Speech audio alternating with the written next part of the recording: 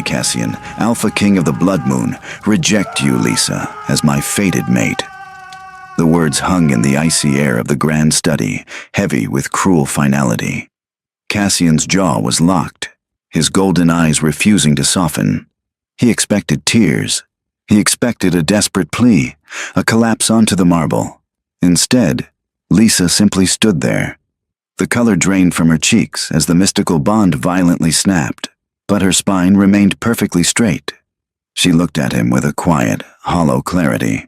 "I, Lisa, accept your rejection, Alpha Cassian." Her voice didn't tremble. She turned her back on him, her heels clicking against the floorboards. She didn't look back, and as the heavy oak doors shut behind her, the silence that followed felt terrifyingly permanent.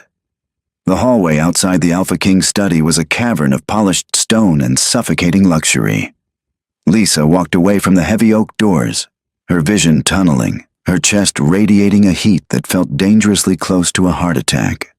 The severing of a mate bond was said to be worse than death, a tearing of the soul that left the rejected hollowed out and gasping for air. She didn't gasp.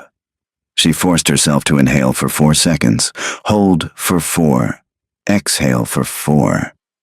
It was a grounding technique her father had taught her when she was a child, long before he died in the border skirmishes defending the very king who had just discarded her. He did it, she thought, the reality settling over her like a heavy, suffocating blanket. He actually did it. For 6 months, the council had whispered. They had pointed at her lineage, a respectable warrior bloodline certainly, but not royal, not ancient enough to sit beside the Alpha King who had just united the northern and eastern territories.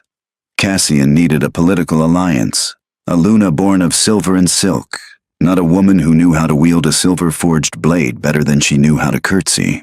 Still, Cassian had sworn to her in the quiet hours of the night that the moon goddess's pairing was absolute. Until today. Until the political pressure cracked him. As Lisa descended the grand spiral staircase, the pack members milling about the foyer froze. Werewolves were deeply sensitive creatures, attuned to the unseen currents of pack dynamics. They could smell the sudden, sharp scent of ozone and burnt sage, the olfactory signature of a shattered mate bond. Sarah, a young Omega who worked in the kitchens, dropped a stack of linen napkins. Her eyes were wide, darting from Lisa's pale face to the empty staircase behind her. What happened to your scent?" Lisa offered a small, brittle smile. "I'll be leaving the estate, Sarah. Take care of the greenhouse for me, will you?" She didn't wait for a response. She kept walking.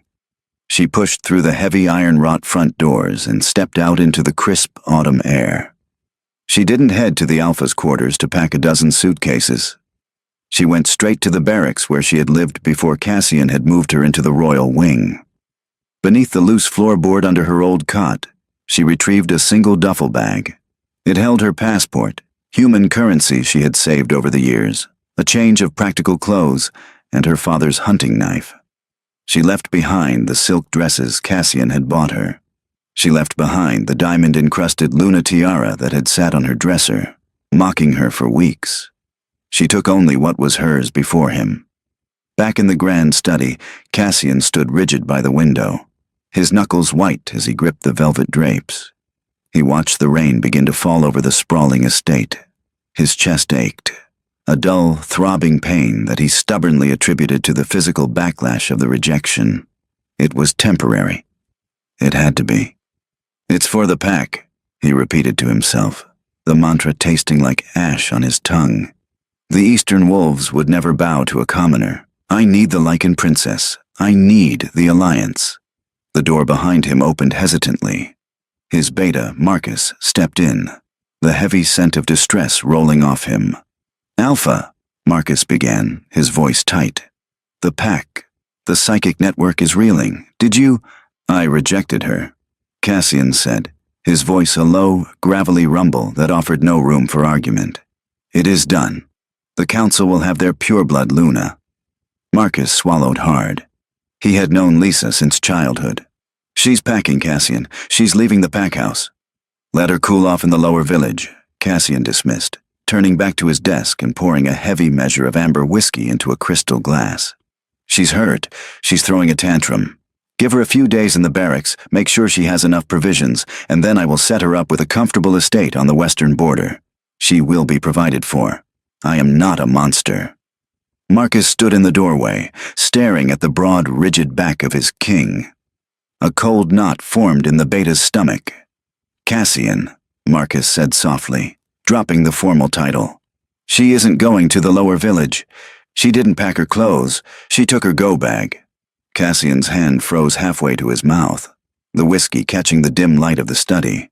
His golden eyes flickered to the window, scanning the sprawling grounds below. What do you mean? I mean, Marcus said, the dread palpable in his tone. She's walking toward the boundary line, and she isn't looking back. The rain had escalated from a light drizzle to a punishing downpour by the time Lisa reached the edge of the Blood Moon territory. The tree line here was dense, ancient pines towering like sentinels guarding the secrets of the pack. Beyond the tree line lay the human highway, a ribbon of asphalt that represented absolute severing. For a werewolf, the pack territory wasn't just land, it was an extension of their spirit. To cross the boundary line without the Alpha's blessing, without the intent to return, was to rip out one's own roots. It was an excruciating process that severed the telepathic pack link, plunging the wolf into complete, terrifying isolation. It was the birth of a rogue. Lisa stood in the mud, the cold rain plastering her dark hair to her cheeks. She could feel the pulsing, invisible barrier of the territory wards humming against her skin. It felt warm, inviting, begging her to turn around, to go back to the pack house, to beg Cassian to reconsider, to accept a lesser role just to stay near the man the universe had chosen for her. Her wolf whimpered in her mind, a pathetic, dying sound. "Mate!" the beast cried out, clawing at the inside of her ribs. "Go back to mate." "He is not our mate anymore," Lisa whispered aloud, her voice barely carrying over the sound of the rain hitting the leaves. "He chose power. We choose our dignity." She closed her eyes, took a deep breath of the pine-scented air, and stepped forward. The moment her boot crossed the invisible threshold, a sickening tear ripped through her consciousness. It was as if 1,000 silver hooks embedded in her brain were suddenly yanked out all at once. Lisa let out a choked gasp, falling to her knees in the mud on the other side of the boundary. She clutched her head, her vision exploding with white-hot stars. The comforting hum of the pack, the distant, soothing presence of children laughing, warriors training, the steady heartbeat of her community, snapped into a deafening, absolute silence. She was alone. Truly, completely alone. She stayed on her knees for a long minute, letting the rain wash the mud from her jeans. Then, slowly, with agonizing effort, she pushed herself up. She adjusted the strap of her duffel bag on her shoulder, turned toward the distant headlights of the human highway, and began to walk. Miles away, in the heart of the estate, Cassian was mid-stride, walking down the grand hallway to intercept her at the gates. He had decided he would not let her leave the grounds. He would command her to stay in the guest wing. He was the king. He dictated the terms of their separation. Suddenly a shockwave hit him with the force of a freight train. Cassian slammed into the stone wall of the corridor, a raw primal roar tearing from his throat before he could stop it. His knees buckled, cracking the marble tiles beneath him. Fire lanced through his nervous system, pooling in his chest where the mate bond had once anchored him to the earth. "Alpha!" guards shouted, rushing toward him. But the sheer aura of dark, suffocating power radiating off Cassian threw them backward. His inner beast, usually a disciplined, terrifyingly calm force, violently seized control. His eyes flared a brilliant, blinding gold.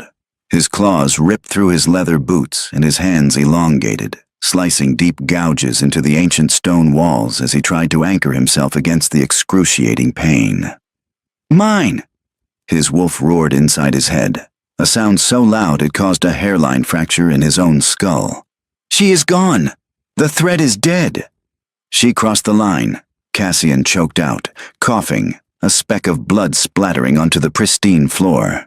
the telepathic tether that connected him to Lisa, the faint, shimmering silver string in his mind that he had ignored but always known was there, was gone, erased. He didn't care about the council in that moment. He didn't care about the Lycan princess arriving tomorrow. The primal, instinctual part of his brain recognized only one truth. He had severed a piece of his own soul, and his mate had just walked off the edge of the earth. Cassian forced himself upright, his breathing ragged, his chest heaving. The guards stared at him in pure terror. The Alpha King, known for his stoic, unbreakable composure, looked like a madman. "Marcus," Cassian bellowed, his voice laced with the compelling power of the alpha tone, sending a tremor through the entire packhouse. The beta materialized at the end of the hall within seconds, out of breath. "I felt it, Alpha. The whole pack felt it. She severed her pack tie." "Lock down the borders," Cassian snarled, his eyes completely taken over by his wolf. "Send the trackers. Bring her back. Do not touch her. Do not harm her, but bring her back to me now." "Cassian, you rejected her," Marcus said, taking a brave step forward, defying the crushing aura. "By ancient law, she is a free woman. If we drag her back across the boundary against her will after a royal rejection, it's an act of war against the goddess herself." Cassian grabbed Marcus by the collar, lifting the heavy-set beta entirely off the ground with one hand.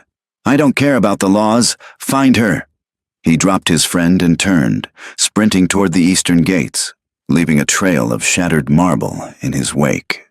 10 days. It had been 10 days since Lisa walked out of the Blood Moon territory. 10 days since the sun had shown its face over the Packlands. A thick, unnatural layer of gray clouds had settled over the estate, matching the oppressive, suffocating mood that bled from the Alpha King and infected every single member of the pack. Crops in the southern quadrants were beginning to rot from the relentless drizzle. The warriors in the training yard were sluggish, snapping at each other, their inner wolves agitated by the chaotic, distressed energy radiating from the throne room.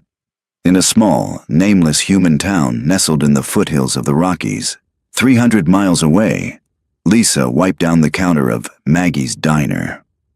The smell of stale coffee and frying bacon was a far cry from the roasted venison and delicate pastries of the royal kitchens, but she breathed it in like perfume. "Table 4 needs a refill, sweetie." Maggie, a plump, 60-year-old human woman with a heart of gold, called out from behind the grill. "On it," Lisa said, grabbing the glass carafe. She wore a simple white apron over jeans and a faded t-shirt. Her dark hair was tied in a messy bun. If anyone looked closely at her hands, they might notice the faint, silvery scars webbing across her palms, the physical manifestation of a broken pack bond. But in the human world, no one looked closely. She was tired. Her bones ached with a hollow emptiness that she knew would never fully go away. Sometimes, in the dead of night, she would wake up gasping, her hand reaching across the cheap motel mattress for a broad chest that wasn't there. But she didn't cry. Every day the pain became a little duller, a little more manageable. She was surviving. She was free of the politics, the whispering council members, and the man who had looked her in the eye and chosen a crown over her heart. Meanwhile, the king's crown was slipping. Cassian sat in his study. The room plunged into darkness. He hadn't turned on the lights in 3 days. The grand mahogany desk was covered in maps, scattered reports, and empty tumblers. The trackers had failed. Lisa was an expert huntsman. She knew exactly how to mask her scent, how to walk through streams, how to utilize human transportation systems that confused werewolf senses. She had vanished completely. The door creaked open, spilling a sliver of hallway light onto the floor.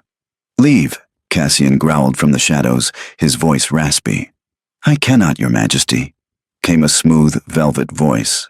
Cassian looked up, his bloodshot eyes narrowing. It was Lord Silas, the head of the Alpha Council, the very man who had relentlessly pressured Cassian to reject Lisa. Silas stepped into the room, looking pristine in a tailored suit, seemingly immune to the depression crushing the rest of the pack. "The Lycan princess, Seraphina, arrives in 2 days for the courtship ceremony," Silas said smoothly, ignoring the warning growl vibrating in Cassian's chest. "You have not attended a single preparation meeting. You look like a feral rogue, Cassian. This behavior is unbecoming of a king." "Get out of my sight, Silas," Cassian warned, the darkness in the room seeming to physically coil around him. "You did the right thing," Silas pressed, stepping closer. "That mutt was not fit to be Luna. She accepted her place and left quietly. You should be relieved she didn't make a scene. Now you must fulfill your duty. You must bind yourself to Serafina." Faster than human eyes could track, Cassian moved. He pinned Silas against the heavy oak door, his forearm pressing brutally against the elder's throat. Silas gasped, his eyes wide with genuine panic as he stared into the face of a king who had lost his mind. "Do not ever speak of her like that again," Cassian whispered, his breath hot and dangerous. "I severed my own mate to appease you parasites. I gave you your alliance. But if you push me right now, Silas, I will tear out your throat and mail it to the Lycan King myself." He released the elder, who slumped against the door, coughing and clutching his neck. "Get out!" Silas didn't hesitate, scrambling out of the study and slamming the door shut.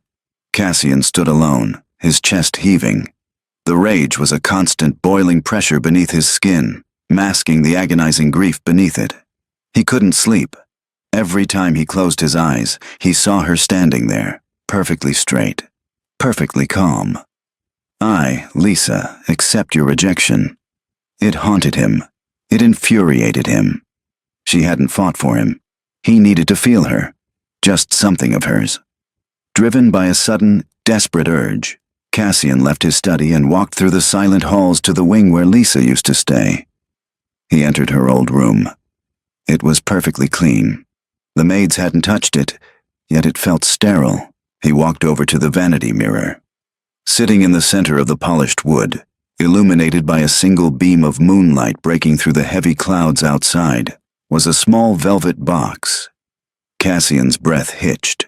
He reached out with trembling hands and opened it.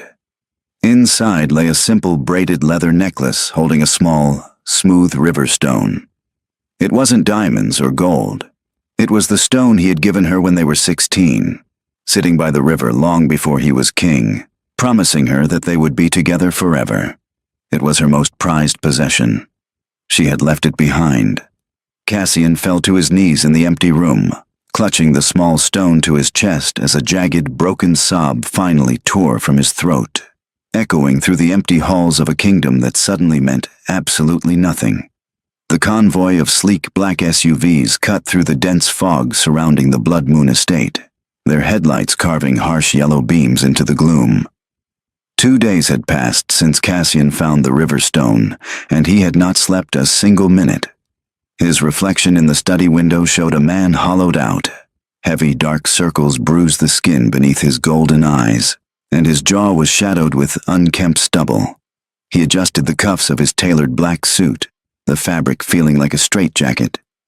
Today was the day Princess Serafina of the Eastern Lycans arrived. The political alliance he had traded his soul for was pulling up to his front steps. "Alpha," Marcus said, stepping into the room. The beta looked exhausted, bearing the weight of running the pack while his king spiraled. "They are in the courtyard." Cassian gave a single tight nod.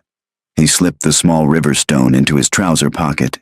It was a pathetic gesture, holding onto a ghost, but the smooth surface against his fingers was the only thing keeping his inner wolf from clawing its way out of his chest and destroying the room. He descended the grand staircase with mechanical precision. Lord Silas and the Elder Council were already waiting by the mahogany doors, practically salivating at the prospect of the royal merger. Silas shot Cassian a warning glare, silently commanding the king to stand tall. Cassian ignored him. The doors opened. The crisp, damp air of the courtyard swept in, carrying a scent of crushed pine and winter frost. Princess Serafina stepped out of the lead vehicle. She was undeniably striking. Tall, statuesque, with hair the color of spun moonlight and eyes like chips of glacial ice. She wore a tailored white coat that dragged against the wet pavement, flanked by 4 massive Lycan guards. She did not look like a woman coming to find love. She looked like a general inspecting a newly conquered fortress. Cassian stepped forward, offering his hand. Princess Seraphina, welcome to the Blood Moon territory. Seraphina took his hand. Her grip was iron firm. There was no spark, no sudden rush of warmth. Just the cold collision of two dominant predators assessing each other. Her ice-blue eyes scanned his face, lingering on the dark circles in the rigid, unnatural set of his shoulders. She inhaled deeply, her delicate nose twitching. A flicker of something, disgust, pity, crossed her pristine features. "Alpha Cassian," she replied, her voice smooth and chilled. She leaned in closer, dropping her voice so only he could hear. "Your estate is beautiful, but the air here is heavy. It smells of morning. Or perhaps a fresh corpse." Cassian's jaw ticked. Lycans had senses that dwarfed even an alpha werewolf's. She could smell the decay of the broken bond radiating off his skin. "The weather has been poor," Cassian replied stiffly, offering his arm.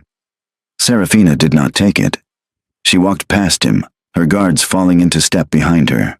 "I detest small talk, Cassian. Let us hope your hospitality is warmer than your pack's aura." The welcome dinner was an agonizing affair. Sitting at the head of the impossibly long banquet table, Cassian stared at his plate of rare venison. It looked like ash.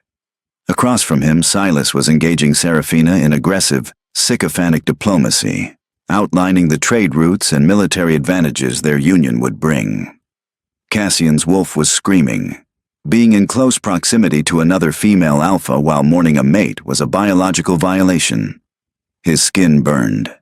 Every time Seraphina spoke, his beast snarled. "Wrong voice, wrong scent, not ours." He gripped the edge of the heavy oak table to stop his hands from shaking. A loud, sharp crack echoed through the dining hall. The conversation died instantly. Silas froze. Seraphina raised an elegant eyebrow. Cassian looked down. He had gripped the table so hard he had snapped off a thick chunk of the ancient wood. His knuckles were bleeding. The physical toll of the severing was destroying his restraint. "Excuse me," Cassian rasped, standing up so abruptly his chair tipped backward, crashing onto the stone floor. He didn't look at any of them. He turned and walked out of the hall. The silence he left behind thicker and far more dangerous than before. Rain lashed against the greasy front window of Maggie's diner. It was past midnight, and the neon "open" sign buzzed with a frantic, dying energy. Lisa wiped down the linoleum counter, the rhythmic squeak of her rag, the only sound in the empty restaurant. She liked the quiet. The human world was delightfully dull. There were no psychic whispers, no dominating auras, no expectations. For 3 weeks, she had been a ghost named Leah, working double shifts, counting her tips, and sleeping dreamlessly in a cheap motel room 2 blocks away. "All right, Leah, honey," Maggie said, emerging from the back kitchen with her purse slung over her shoulder, jingling a ring of keys. "Fryer's off. Register is balanced. Let's lock this joint up." "Go ahead, Maggie." Lisa smiled, a genuine, albeit tired expression. "I'll finish the salt shakers and lock the deadbolt behind me. You work too hard, girl. You're running from something, ain't you?" Maggie patted Lisa's cheek softly. It was a motherly gesture that made Lisa's chest ache with a sudden, sharp pang of nostalgia for her own mother, long gone. "Just a bad breakup," Lisa lied smoothly. "Well, his loss is my clean countertop's gain," Maggie chuckled, pulling her umbrella open. "Night, sweetie." The bell above the door jingled as Maggie stepped out. But the door didn't close. A heavy, calloused hand caught the frame. 2 men pushed their way inside, bringing a gust of freezing rain and the harsh smell of wet dog, stale beer, and metallic, oxidized blood. Lisa froze, her hand still holding the rag. Her human disguise felt instantly fragile. They weren't humans. They were rogues. Lone wolves without a pack, driven half-mad by isolation. They looked rough, their clothes torn, eyes darting with paranoid energy. They must have been pushed out of the Western Territories by the recent Blood Moon border lockdowns. "We're closed," Lisa said, keeping her voice even, devoid of any challenge. She kept her eyes averted, playing the submissive human. The larger of the 2, a man with a jagged scar across his throat, grinned, revealing yellowed canines. "Come on, sweetheart. Kitchen's still warm. We want all the meat you got, and open that register." "I don't have the key," Lisa said, slowly reaching beneath the counter, her fingers brushing the cold steel of the emergency baseball bat Maggie kept there. It wouldn't do much against a werewolf, but it was something. The second rogue, thinner but twitchy, lunged forward, grabbing Lisa by the apron strings and violently yanking her over the counter. She hit the linoleum hard, the breath knocking from her lungs. "Don't lie to us, human!"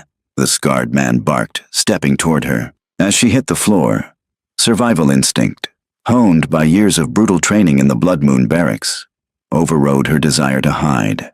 Her dormant wolf, angry and protective, flared to life in the back of her mind. The thin rogue reached down to grab her hair. Lisa didn't cower. She grabbed his wrist, twisting it with a vicious, fluid motion while driving her boot directly into his kneecap. A sickening snap echoed in the diner.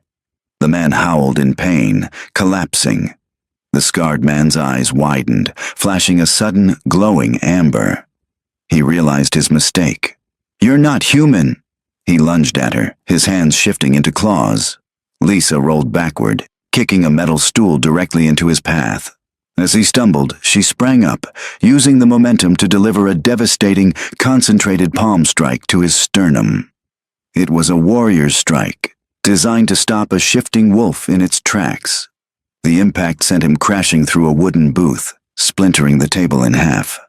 Lisa stood over them, her chest heaving, her eyes burning with a pale, fierce light. She didn't shift. She didn't have the pack energy reserves to do so safely. But the aura of a trained, lethal pack warrior rolled off her in waves. "Get out," she whispered, her voice layered with a dangerous guttural hum. "If I ever see your faces in this town again, I will tear your throats out with my teeth. Run." Terrified, the two rogues scrambled to their feet, the thin one dragging his broken leg, and burst out into the storm. Lisa stood alone amidst the wrecked diner. Her adrenaline spiked, then crashed. She looked at her trembling hands. By defending herself, she had ignited her aura. For a brief, shining moment, her supernatural scent had spiked in the atmosphere like a flare in the dark. She had to leave. Tonight. Cassian stood on the balcony of his chambers, letting the freezing rain soak through his ruined white dress shirt. The cold was the only thing that grounded him. His knuckles were wrapped in thick bandages. A soft knock sounded at his door. Before he could answer, it opened. Princess Seraphina stepped in, shedding her white coat. Underneath, she wore a simple, dark silk dress. She locked the door behind her and activated a small, silver device on the table, a jammer that blocked werewolf hearing outside the room. "Stop looking at the trees, Cassian. They won't bring her back," Seraphina said. Cassian turned, a low growl rumbling in his chest. "You overstepped, Princess. And you are bleeding out on your own throne," she shot back, walking over and pouring herself a glass of water, ignoring the alcohol. She took a sip and leveled her icy gaze at him. "I know what you did. I can smell the severed bond. It's rotting you from the inside out." Cassian stiffened. He expected a reprimand. He expected her to demand the mating ceremony happen immediately to secure her position. Instead, Seraphina set the glass down. "I am not going to mate with you, Cassian." The words hit him like a physical blow, snapping him out of his grief-dazed stupor. "What? Did you really think I would bind myself and my people to an alpha who is actively dying of a broken heart?" Seraphina asked, her tone pragmatic, devoid of malice. "A mate bond is a sacred biological anchor. You shattered yours for a political alliance. That doesn't make you a strong king, Cassian. It makes you a liability. My father sent me to secure the East, not to babysit a crumbling sovereign." Cassian stared at her. The Council's entire plan, the reason he had looked Lisa in the eye and destroyed both of their lives, was disintegrating before him. "Silas will view this as an act of war," Cassian managed to say, his voice hollow. "Let him," Seraphina scoffed. "Silas is a parasite. He manipulated you. He wanted a Luna he could control, because he knew he could never control a warrior born of the barracks. I will return to the East tomorrow. I suggest you find your mate and beg her for forgiveness before your pack turns on you." She deactivated the jammer, unlocked the door, and left without another word. Cassian collapsed onto the edge of his bed, burying his face in his hands. A hysterical, broken laugh escaped his lips. It was all for nothing. The rejection, the pain, the empty kingdom, all for absolutely nothing.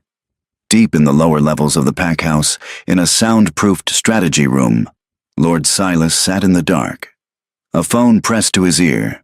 He had not heard Seraphina's conversation with Cassian, but he didn't need to. He had seen the way the princess looked at the king at dinner. He knew the alliance was on the brink of collapse. Cassian's lingering attachment to the outcast was a poison infecting the entire regime. As long as Lisa lived, Cassian would never fully bond with another. "Speak," Silas commanded into the phone. On the other end, a static-laced voice replied. It was Silas's personal mercenary, a tracker operating completely off the official pack books. "I'm in a human town near the Rockies. Had a local supernatural flare a few hours ago. 2 rogues got their asses kicked by a waitress. The description matches the girl." Silas's eyes gleamed coldly in the dim light. She was alive, and she had exposed herself. "The king is unwell," Silas said softly, spinning a silver pen between his fingers. "He suffers from a phantom limb, a psychological delusion that prevents him from leading." "Your orders, my lord." "A phantom limb cannot ache if it is definitively cauterized," Silas said, his voice dropping to a lethal whisper. "Do not bring her back, make it look like a rogue attack, end her, and burn the body. Consider it done." The line went dead. Silas smiled in the dark, confident he was saving the kingdom. Miles away, Cassian, still sitting on the edge of his bed, suddenly gasped. He clutched his chest, a sharp, icy panic piercing his heart out of nowhere. The bond was gone, but the instinct remained. Something was hunting her. Lisa threw her sparse belongings into her duffel bag, her hands moving with frantic, practiced efficiency. The flashing red neon light from the motel sign outside bled through the cheap plastic blinds, painting her pale skin in harsh, bloody strokes. She had 15 minutes. The cops would eventually find the broken bodies of the 2 rogues in the diner, and she could not afford to be questioned. More pressingly, she knew the supernatural energy she had unleashed would attract worse things than local law enforcement. She zipped the bag shut and reached for her father's hunting knife, sliding it into the leather sheath at her thigh. Suddenly, the hair on the back of her neck stood up. The air in the tiny, cramped motel room dropped 10 degrees. The rhythmic drumming of the rain against the window pane seemed to vanish, replaced by a suffocating, unnatural vacuum. It wasn't a rogue. It was a professional. Lisa didn't turn around. She dropped the duffel bag and dove forward, just as the motel door exploded inward, ripped entirely off its hinges in a shower of splintered wood and twisted metal. A massive figure stepped through the debris. He was clad in dark tactical gear, rainwater slicking off his broad shoulders. His eyes glowed a dull, muddy crimson. A wolf who had severed his own humanity for coin. "Silas sends his regards," the mercenary rumbled, his voice like grinding stones. He lunged. Lisa rolled across the worn carpet, grabbing the heavy bedside lamp and hurling it at his head. He shattered it with a casual swipe of his forearm, not even breaking stride. He was too fast, fueled by the dark magic of his illicit enhancements. Lisa sprang to her feet, drawing her knife. Without the ambient energy of a pack bond to fuel her supernatural speed and strength, she was fighting at half capacity. Every movement felt like moving through deep water. The mercenary swung a heavy, silver-plated combat knife. Lisa parried the blow, the metals clashing with a harsh screech, but the sheer force of his strike sent a shockwave up her arm, numbing her fingers. He followed up with a brutal kick to her ribs. She heard a sickening crack and flew backward, crashing through the flimsy bathroom door. Pain flared, sharp and blinding, but she didn't scream. She scrambled backward against the cold porcelain of the bathtub, her breathing ragged. The mercenary stepped into the doorway, his silhouette blocking out the red neon light. He twirled the silver blade in his hand. "Nothing personal, little Luna," he sneered. Just cleaning up the king's mess. He raised the blade, preparing for the killing strike. 100 miles away, Cassian's black SUV tore down the wet asphalt at 140 miles an hour. His eyes were entirely gold, his inner wolf driving the vehicle with supernatural reflexes. The phantom ache in his chest had suddenly morphed into a blinding, searing agony. Ribs broken. Silver nearby. He could feel the echo of her trauma through the severed thread of their souls. "Hold on!" He roared into the empty car, the steering wheel cracking under his death grip. "Hold on!" Back in the motel, Lisa closed her eyes, raising her hunting knife in a desperate final guard. She prepared for the searing burn of silver. It never came. A deafening crash shook the entire building as the exterior wall of the motel room violently imploded. Bricks, drywall, and shattered glass rained down like shrapnel. Before the dust could even settle, a blur of pure, terrifying shadow shot through the debris. The mercenary didn't even have time to turn his head. Cassian slammed into the assassin with the force of a falling meteor. The impact threw both men out of the bathroom and into the main room, destroying the bed in a shower of splinters and feathers. Cassian didn't use a weapon. He didn't need to. He was a king, and his mate was bleeding. The mercenary scrambled to recover, bringing his silver knife up, but Cassian caught the man's wrist. With a sickening, effortless twist, Cassian snapped the assassin's arm completely backward. The man howled, dropping the blade. Cassian grabbed the mercenary by the throat, hoisting him 3 feet into the air. The king's face was a mask of primal, unadulterated nightmare. His fangs were fully descended. "You dared," Cassian whispered, a sound so dark it made the shadows in the room seem to physically recoil. "You dared to touch what is mine." With a brutal singular motion, Cassian crushed the mercenary's windpipe and hurled his lifeless body through the shattered window into the parking lot. Silence descended on the ruined room, broken only by the sound of the rain and Lisa's harsh, shallow breathing. Cassian stood amidst the wreckage, his chest heaving, his hands stained with the mercenary's blood. The ferocious, blinding rage of his inner beast slowly receded, replaced immediately by a crushing wave of terror. He turned slowly toward the ruined bathroom. Lisa was using the sink to pull herself up. Her left arm hung uselessly at her side, her face pale and dotted with plaster dust. But her eyes, those sharp, dark eyes that had haunted his every waking moment for the past 3 weeks, were clear, and they were fixed on him. "Lisa," Cassian breathed, the name tearing from his throat like a prayer. He took a desperate step forward, his hands reaching out to pull her into his chest, to smell her, to assure his frantic wolf that she was alive. "Don't," Lisa commanded. Her voice wasn't loud, but it possessed a quiet, absolute authority that stopped the Alpha King dead in his tracks. She winced, clutching her broken ribs, and limped out of the bathroom. She didn't look at the mercenary's body. She looked at Cassian, her gaze sweeping over his ruined clothes, his panicked eyes, the dark circles of exhaustion on his face. "You're bleeding," Cassian said, his voice trembling. "Let me heal you, please." "A pack healer can set the ribs," Lisa replied, her tone horribly, terrifyingly polite. "I'll survive." "Lisa, I was wrong," Cassian said, the words spilling out of him in a desperate torrent.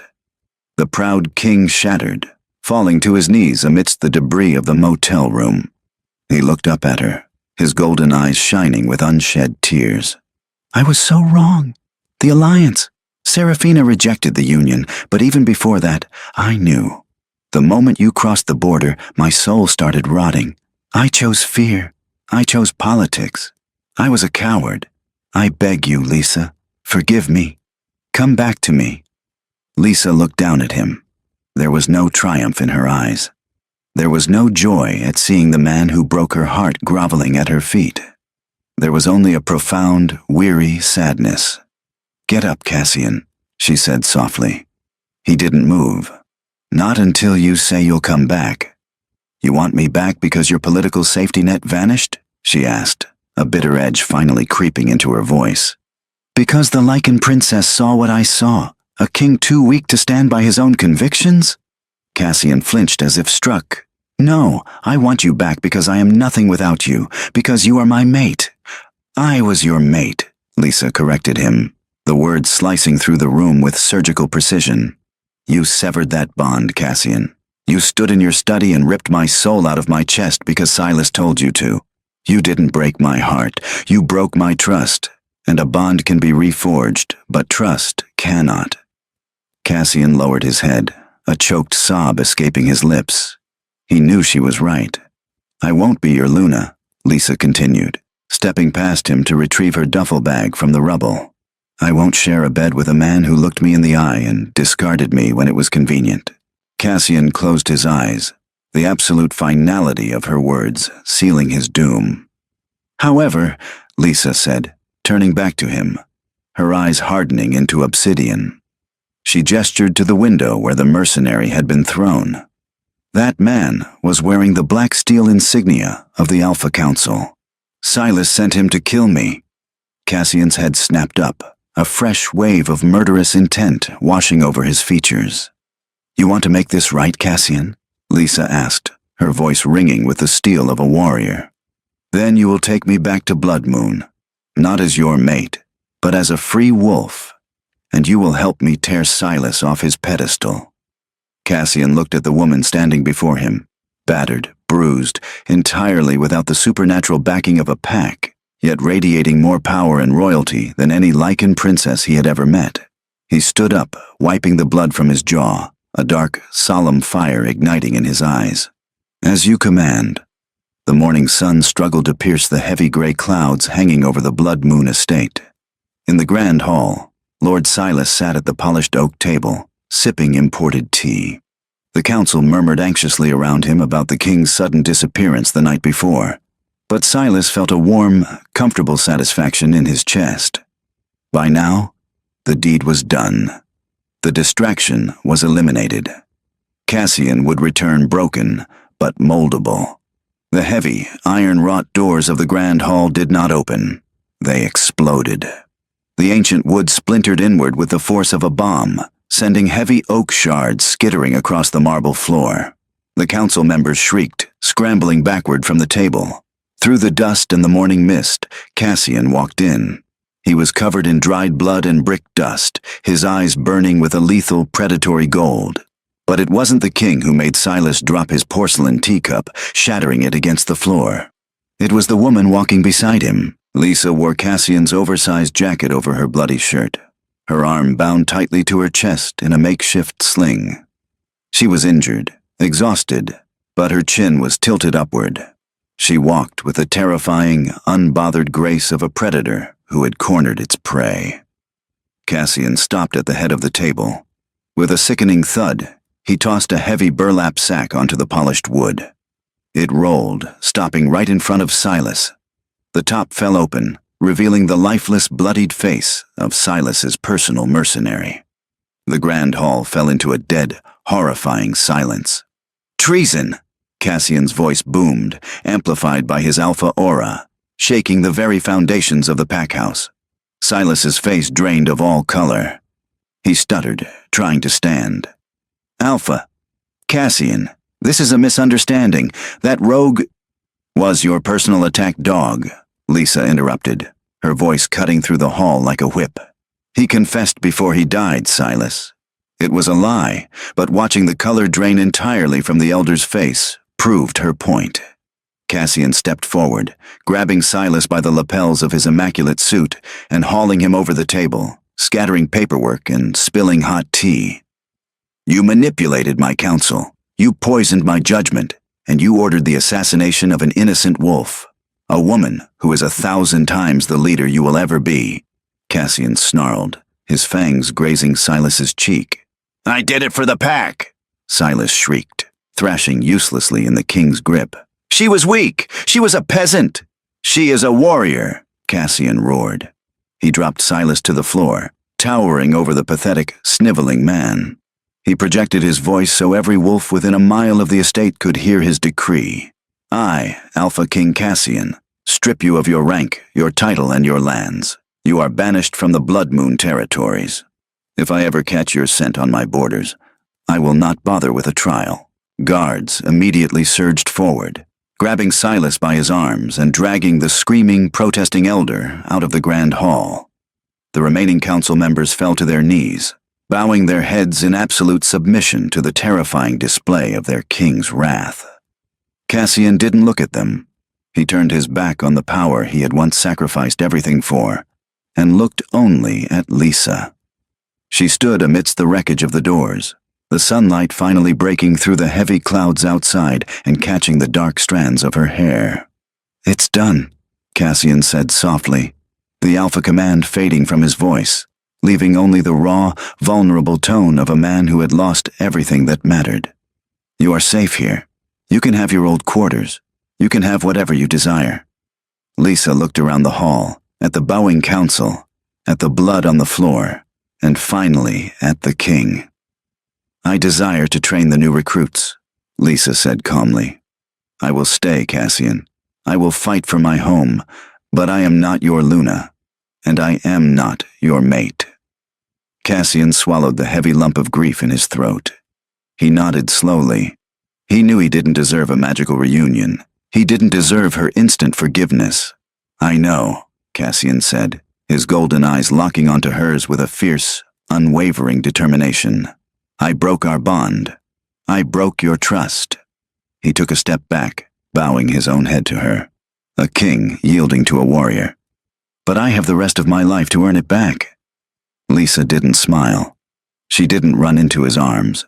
But as she turned to leave the hall, she didn't turn her back completely. She glanced over her shoulder, just for a fraction of a second before walking away. It wasn't a promise, but it was a start. She accepted his rejection and turned her back.